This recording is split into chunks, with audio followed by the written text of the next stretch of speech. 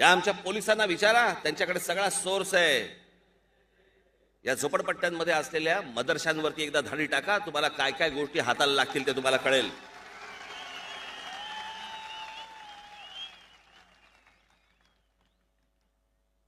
गरजच नाही आपल्याला पाकिस्तानची।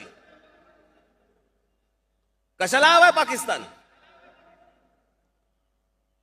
उद्या जर काही घडलं तर आतमध्ये आवरता आवरता आपल्याला नाकी नऊ येणार आहेत। इतक्या गोष्टी आतमध्ये भरलेल्या आहेत, पण आमचं लक्ष नाही। आम्हाला मतं हवी आहेत। आम्हीच त्या झोपडपट्ट्या वाढवतोय, आम्हीच त्या सगळ्या गोष्टी वाढवतोय, आम्हीच त्या मदरसे वाढवतोय। अनेक मशिदी असे आहेत की ज्याच्या आतमध्ये काय नेमकं चालू आहे हे समजत नाहीये।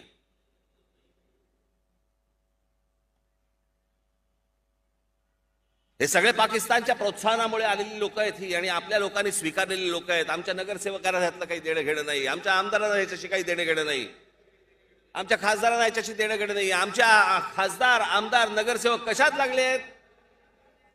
पाकिस्तानातनं आलायत या, बांगलादेशातनं आलायत या। आधार कार्ड आहे, रेशन कार्ड ते नसेल, हे घेऊन जा, रेशन कार्ड घेऊन जा आणि आमचीच मार।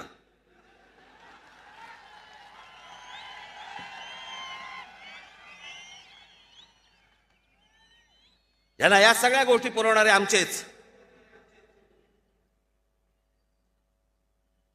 एक दिवस येईल ज्या वेळेला सगळ्यांचे डोळे उघडतील की हे आपण काय करून ठेवलो, कोणत्या गोष्टी करून ठेवल्यात। एकदा कधीतरी पोलिसांशी एकांतात बोला, कानोसा घ्या एकदा। तुम्ही सांगितलं की मदरशांमध्ये काहीच्या काही निघेल, धाडी टाकून बघा, कुठे इकडे तिकडे धाडी टाकता। किती मदरशांवर धाडी टाकल्यात तुम्ही आतापर्यंत? किती मदरशांमध्ये जाऊन बघितलं तुम्ही? मिस्टर राज, तुम्हाला माहिती आहे का की पुण्यामध्ये आझम कॅम्पस नावाचा फार मोठा कॅम्पस आहे। या कॅम्पसमध्ये KG to PG शिक्षण चालतात। PA इनामदार या आझम कॅम्पसचं काम बघतात।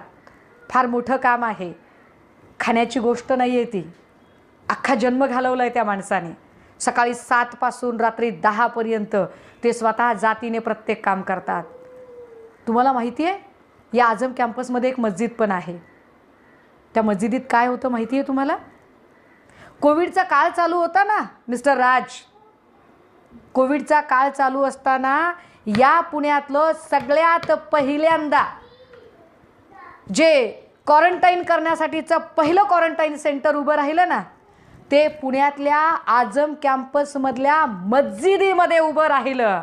आणि उभं करणारा दूरदृष्टीचा माणूस होता PA इनामदार। कल्पना आहे तुम्हाला याची? उचलली जीभ लावली टाळाला, काहीही बोलाल? काय बोलताय तुम्ही जातीपातींच्या राजकारणाबद्दल आणि मस्जिदींबद्दल आणि मदरशांबद्दल?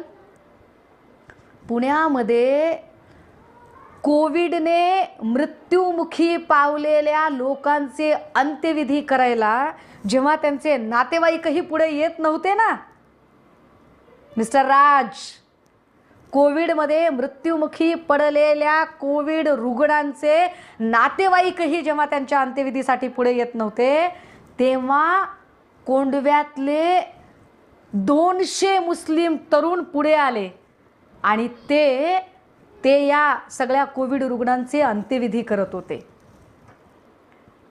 काय बोलताय तुम्ही? कुठल्या ध्रुवीकरणाच्या गप्पा करताय?